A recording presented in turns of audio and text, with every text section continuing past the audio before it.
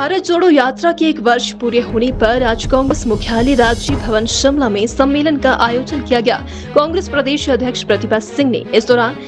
Parliament के विशेष सत्र और इंडिया के नाम पर चल रहे विवाद को लेकर बीजेपी की केंद्र सरकार पर हमला बोला है। प्रतिभा सिंह ने कहा कि 7 सितंबर 2022 से शुरू हुई इस यात्रा को 1 साल पूरा हुआ है। राहुल गांधी ने यह यात्रा 12 राज्यों के 75 जिलों में 130 दिन तक की। भाजपा सरकार जिस तरह से लोगों को बांटने का काम कर रही थी, उससे लोगों को अवगत करवाएगा। हर व्यक्ति के साथ संपर्क बनाकर उसकी समस्याओं को राहुल गांधी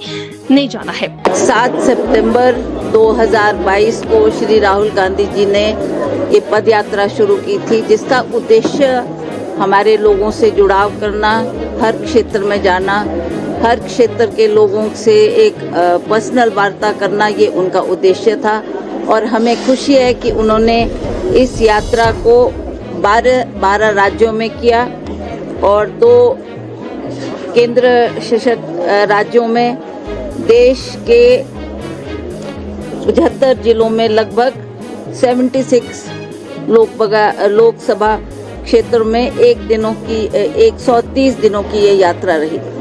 इसका मुख्य उद्देश्य ये था कि जिस तरीके से केंद्र की सरकार आज चल रही है और जिस तरीके से ये लोगों को बांटने का प्रयास कर रही है, उस उद्देश्य को लेकर हमको लोगों को अवगत कराना, कांग्रेस के अध्यक्ष,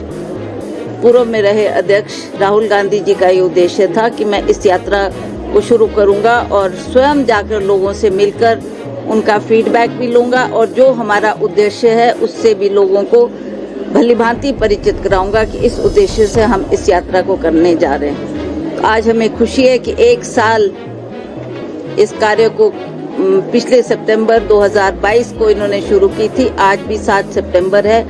1 साल पूरा हुआ है, तो आज हम उनको बधाई देते हैं कि उन्होंने जो इस कार्य को शुरू किया उसकी बहुत ही प्रशंसा पूरे भारतवर्ष में कोने कोने में की गई कि वो जिस तरीके से उन्होंने हर व्यक्ति के साथ संपर्क बनाने की कोशिश की, उनकी भावनाओं को जानने का प्रयास किया और जो हमारा उद्देश्य है उसको लोगों के समक्ष रखकर लोगों को अवगत कराने का ये काम उन्होंने किया। इसके लिए वो बधाई के पात्र हैं। तो इसी उपलक्ष्य में आज हम इस सम्मेलन को कर रहे हैं। जो इंडिया तो है ये, आप जानते हैं कि राहुल गांधी जी ने ये अडानी का किस्सा पार्लियामेंट में भी उठाने का बहुत प्रयास किया। उन्होंने बहुत लंबी चर्चा इसके ऊपर की और विस्तृत जानकारी दी कि किस तरीके से हर क्षेत्र में अडानी को अग्रिम रखा जा रहा है और उन्हीं को सारे बेनिफिट देने के लिए ये योजनाएं बनाई जा रही है। और उस पे उन्होंने बार ये कहा कि जो मैंने मुद्दे पार्लियामेंट में रखे हैं उन मुद्दे पर प्रधानमंत्री आकर जवाब दे पार्लियामेंट में, पर ना प्रधानमंत्री जी ने इसके ऊपर गौर किया और ना ही वो पार्लियामेंट में आकर उन्होंने इसका कोई जवाब दिया। क्या एजेंडा है? अभी तक हमने उड़ती खबर सुनी थी कि ऐसा विधानसभा का सत्र होगा और पार्लियामेंट का सत्र होगा, पर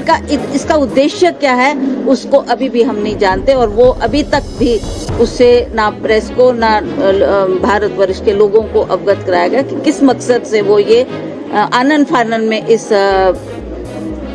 पार्लियामेंट का सत्र, चाहे दिल्ली में चाहे विधानसभा के सत्र जो रख रहे हैं, वो उनका उद्देश्य क्या है उसका अभी भी कोई हमारे को खबर नहीं है।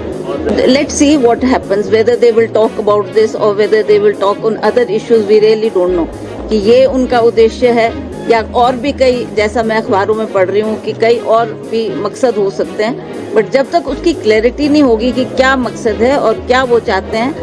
तो तभी इसके बारे में जवाब दिया जा सकता है। देखिए, इसमें सिर्फ केवल कांग्रेस पार्टी नहीं है, 23 या 24 पार्टियों ने एकत्रित होकर उनको भी जो ये केंद्र की सरकार है, मोदी सरकार, इसमें जो घुटन महसूस हो रही थी उस बात को सभी ने ध्यान में रखते हुए वो भी कहीं ना कहीं ये देख रहे हैं कि केंद्र सरकार ना बेरोजगारी की बात करती, ना महंगाई की बात करती,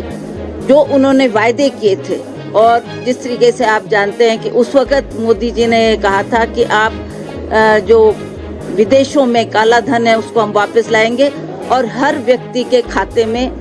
15-15 लाख रुपए दिए जाएंगे। और वो भी आज लोग ठगा हुआ महसूस कर रहे हैं, लोगों को लग रहा है कि इस तरीके की बातें जो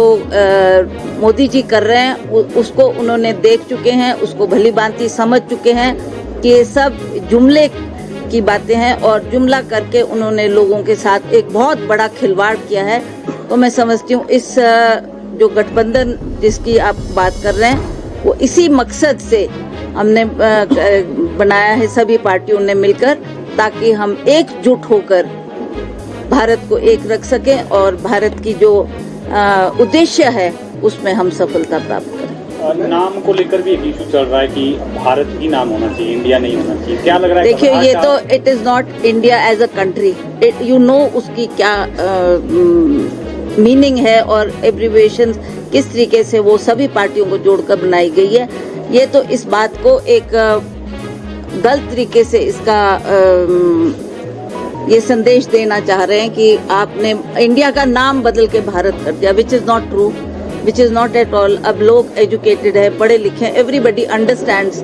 कि क्या इसका उद्देश्य है और क्यों इसका नाम इंडिया रखा गया।